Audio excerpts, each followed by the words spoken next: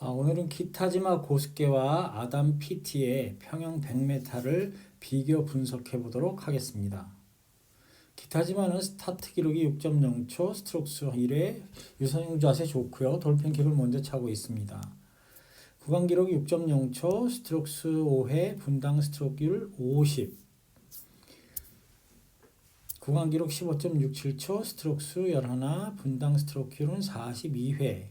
분당 스트로크율이 낮아진 이유는 마지막 스트로크에서 2, 3회 스트로크 턴 거리를 맞추기에 늦췄기 때문입니다. 턴 구간 기록은 8.33초, 턴 이후에 몸이 옆으로 나가는 모습에 주목해 주시기 바랍니다. 구간 기록은 6.0초, 스트로크 수 5개, 분당 스트로크율 50. 마지막에 스퍼트를 하기 위해 많이 노력을 했지만 페이스를 올리지는 못했죠. 스트로크 수가 늘어났기 때문입니다. 약 0.7초가 전반보다 느렸습니다. 여기 표시된 표에 대한 설명을 조금 드리도록 하겠습니다. 구간 기록은 정해진 거리를 수영한 기록. 스트로크 숫자는 정해진 거리를 수영하는 데 돌린 8회 횟수 또는 스트로크 수를 말합니다. 스트로크 레이트는 주로 분당 스트로크 율을 표시하는데 RPM, Rate per Minute라는 말을 사용하기도 합니다. 그 계산법은 60초 나누기 구간 기록 나누기 스트로크 숫자를 하게 되면 분당 스트로크 율을 확인할 수 있습니다. DPS란 Distance per Stroke로서 스트로크당 진행 거리, 즉 한 번에 8스트로크로 앞으로 진행하는 거리를 뜻하는 것입니다. 계산법은 구간 거리를 스트로크 숫자로 나누어서 계산을 합니다. 스피드는 초당 속도를 주로 표시하게 되는데 1초에 앞으로 나가는 속도를 말하는 것이죠. 그러니까 주어진 거리 나누기 구간 기록을 뜻하게 되겠습니다. 스임 인덱스는 수영의 효율적인 지표를 뜻하는 것으로서 수영을 얼마나 효율적으로 실행하고 있는가를 나타낸다고 할 수 있습니다. 그 계산법은 DPS 곱하기 스피드를 해서 스임 인덱스를 계산을 하고 있습니다. 즉 적은 스트로크를 가지고 빠른 속도를 유지할 수 있는 능력을 뜻합니다. 재미로 확인해보면 키타지마의 실수 또는 발전할 수 있는데 놓친 부분. 키타지마 선수가 25에서 50 구간을 그대로 스트로크 레이트를 50을 유지하고 스트로크 카운트가 12.5를 기록했다면 DPS는 2.0m로 줄어들었겠지만 스피드는 1.67m가 되기 때문에 조금 더 빨라질 수 있었을 것이고 그랬을 경우 50m 기록은 27초 00이 되었을 것입니다.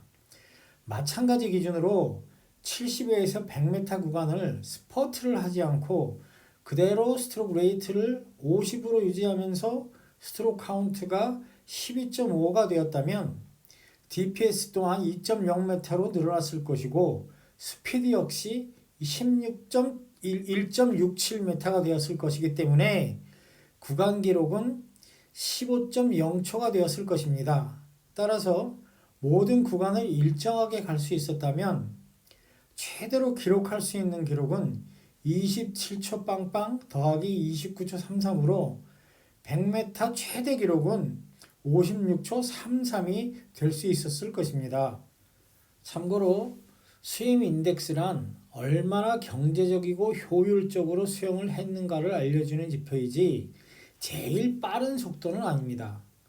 이것을 기초로 만약 스임 인덱스가 가장 좋았던 형태로 시합을 했다면 즉 스임 인덱스가 3.63이었던 상태에서 기록한 수영을 처음부터 끝까지 유지를 했다면 몇 초나 나올 수 있었을까요? 그것을 계산해 본다면 약 58초 20초를 기록할 수 있었습니다. 결국 정확한 자세로 알맞게 수영을 했더라도 그 당시 세계 신기록보다는 빨랐을 것입니다.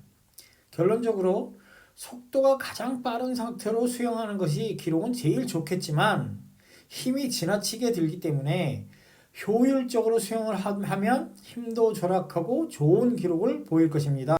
아담 PT의 스타트는 기타지마와 같은 정도입니다. 그다지 좋은 편은 아니죠. 15m, 25m 구간은 스트로크스 6회, 짧은 스트로크가 특징입니다.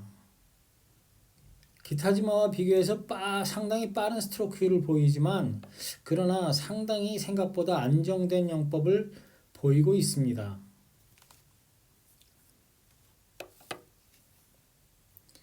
아쉽지만 턴 기록은 나타나지 있지 않습니다. 물속 스트로크가 상당히 짧은 것을 알 수 있습니다. 전반 15에서 25 구간과 후반 65에서 75 구간의 기록이 전부 같습니다. 마지막 100m 구간은 스퍼트를 하기는 하지만 공통적으로 스트로크 숫자가 2회 이상 늘어나면서 기록은 오히려 조금씩 늦어지는 경향이 있었습니다. 평균 한 0.7초 정도가 늦어진 것으로 나타나고 있습니다. 이 편은 캡처해서 두시고요. 아까 설명한 내용과 같습니다. 기타지마 선수의 경우를 PT 선수에게 대입을 해서 과연 몇 초까지 기록할 수 있을지를 한번 계산해 보도록 합시다. 다만 턴 기록이 나와 있지 않기 때문에 후반 50m 기록에서 후반 35m 기록을 빼서 기록을 9.05초로 가상으로 만들었습니다. 스피드가 가장 빠른 경우에는 100m 예상 기록이 54초 25를 기록할 수 있었습니다. 엄청난 기록이죠. 만약에 턴 기록을 기타지마 선수와 같이 적용을 하게 되면 53초 33이라는 정말 53초 53이라는 정말 엄청난 기록이 나타나고 있습니다. 하지만 스윙 인덱스가 가장 좋은 경우도 괜찮은 편입니다.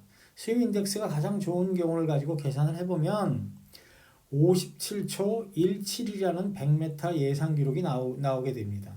다만 턴 기록을 기타지마 선수와 같다고 생각을 해서 계산을 한다면 100m 예상 기록은 56초 47을 기록할 수 있었을 것으로 보입니다. 결론적으로 위에서 보시는 바와 같이 측정과 계산을 통하여 선수들의 능력을 평가한다면 선수들의 정확한 능력을 확인할 수 있으며 이를 통하여 선수들이 생각보다 훨씬 좋은 능력을 가지고 있다는 것을 알 수 있을 것입니다. 다른 종목에서도 볼 수 있었지만 평영에서도 마찬가지로 리프트보다는 드랙 추진력을 사용하려고 하기 때문에 즉 손과 다리의 속도를 빠르고 간결하게 하려는 노력을 하고 있다는 모습이 보입니다. 다시 말해서 스트로크 숫자는 늘었지만 스트로크 율을 빨리 함으로써 기록을 단축하려는 노력이 보이고 있습니다. 킥과 팔 스트로크 폭을 줄이고 뒤로 움직이는 속도를 높이려 시도하고 있는 것입니다. 최근에 있어서는 자신에게 적합한 스트로크 율과 스트로크 숫자의 조합을 통하여 기록을 줄이려는 시도를 하고 있습니다. 즉, 스윙 인덱스를 확인하면 자신에게 가장 좋은 조합의 수용을 찾을 수 있기 때문에 이를 통한 시합 전략을 세우는 방법을 택하는 것이 좋을 듯합니다. 만약 선수들이 25m 올아웃처럼 100m를 가려고 한다면 그것은 거의 불가능할 것입니다. 따라서 가장 속도가 빠른 형태를 취하는 것은 좋은 방법이 아닐 것입니다. 그러나 가장 경제적이고 효율적인 속도는 아마도 모든 선수들이 할 수 있는 능력은 있다고 생각되는 것입니다. 따라서 측정을 통하여 가장 효율적인 스윙 인덱스를 찾고 그것을 시합에 적용한다면 얼마든지 효율적으로 좋은 기록을 작성할 수 있지 않을까 생각됩니다. 훈련에서 적용하려면 스윙 인덱스에 맞는 스트로크 수와 스트로크 율을 가지고 페이스 훈련에 적용할 수 있을 것입니다. 감사합니다. 오늘은 여기까지입니다. 구독과 좋아요, 알림 설정은 언제든 감사합니다.